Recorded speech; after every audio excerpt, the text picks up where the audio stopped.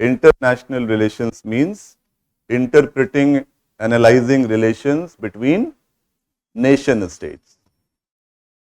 अब nation states itself, it consists of two different terms. One is the states, another one is state. What does it mean? What is the state? So state is a well defined political term और इसमें चार factors को देखा जाता है. One is certain geography, territory.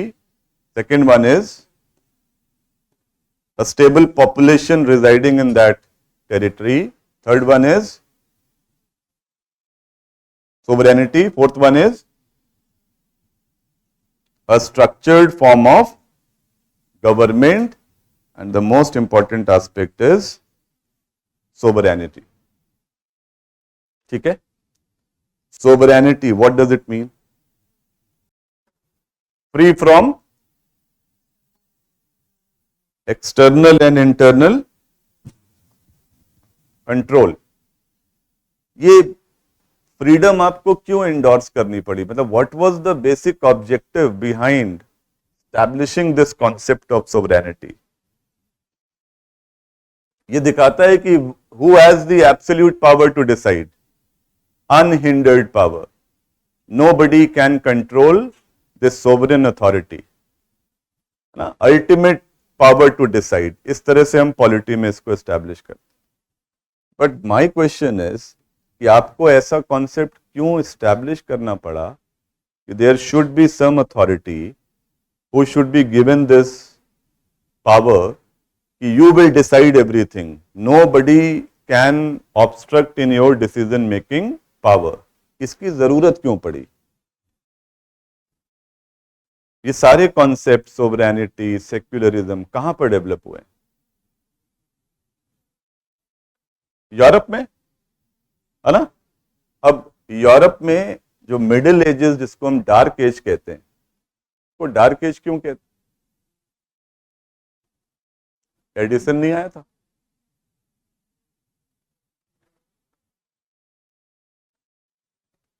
Middle ages, dark as क्यों है Europe में?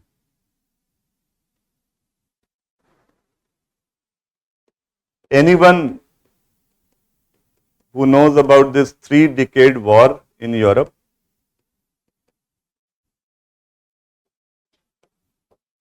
Treaty of Westphalia? No.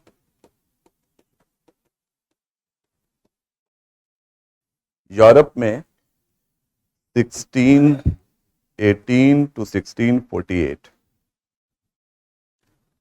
In decades में एक बहुत मैसिव वहां पर एक कॉन्फ्लिक्ट हुआ, जिसके बाद डिसाइड हुआ अल्टीमेटली कि who will be the king.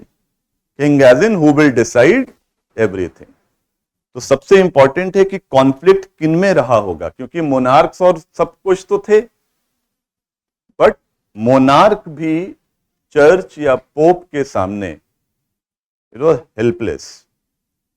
तो सारे जो नॉन रिलीजियस एक्टर्स थे, that includes monarchs also, civil society also, they got into this conflict. अब यार आर या पार, अब हम डिसाइड करेंगे कि कौन है, कौन डिसाइड करेगा. और इस वॉर में obviously pope was defeated, church was defeated. तो उसके बाद इस कॉन्सेप्ट को एस्टैब्लिश करा गया कि नाउ सोवरेनिटी जिसके पास होगी, he can only decide about state affairs. तो सोवरेनिटी को एस्टैब्लिश करने के पीछे बहुत एक स्ट्रॉन्ग पीछे एक रीजन था. और एक बार जब ये डिसाइड हो गया तो बाकी तीन फैक्टर्स के साथ मिलकर स्टेट का कॉन्सेप्ट यानी मॉडर्न पॉलिटिक्स को हमने बहुत स्ट्रांगली फ्लरिश करते हुए देखा. तो that's how the concept of state it was established. अब नेशन का आइडिया क्या है? जैसे by the way, who is sovereign in India? Sovereignty हमारे कंट्री में कहां पर We the people? Anybody who believes parliament is sovereign? Modi is sovereign? Government? No? People are sovereign power. ठीक है? So that's the crux of democracy also. तो इस पूरे जो पॉलिटिकल एक जर्नी है उसमें आप 3 डिकेड वॉर को ट्रीटी में फाइनली इस कॉन्सेप्ट को एस्टेब्लिश किया गया था. वॉर के बाद ये ट्रीटी हुई जिसमें church with their power which is not warranted. इस तरह से एक स्टेबल पॉलिटिकल एक आपको बेस मिला. नेशन का कॉन्सेप्ट स्टेट से कैसे अलग है?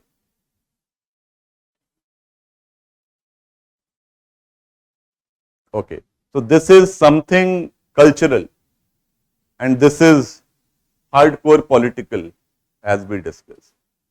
Nations are natural or they are social creations. तो आप एक ज्योग्राफी और बाकी चीजों के बेसिस पर कहीं पर नेशन एस्टैब्लिश नहीं कर सकते. ये एक पूरा सोशल फिनोमिना है जिसमें अगर कल्चरल एट्रीब्यूट्स होंगे कि होमोजेनिटी क्रिएट कर सकें, the feeling of togetherness, oneness, then only nations can be establish. Are we a nation? Nationalism.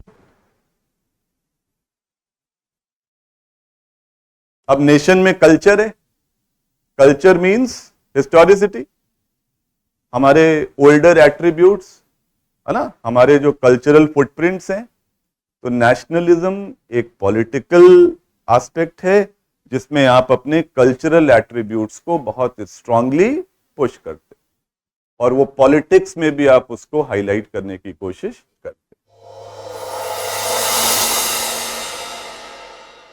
For more informative content, like, share and subscribe, and do not forget to press the bell icon to get the notifications.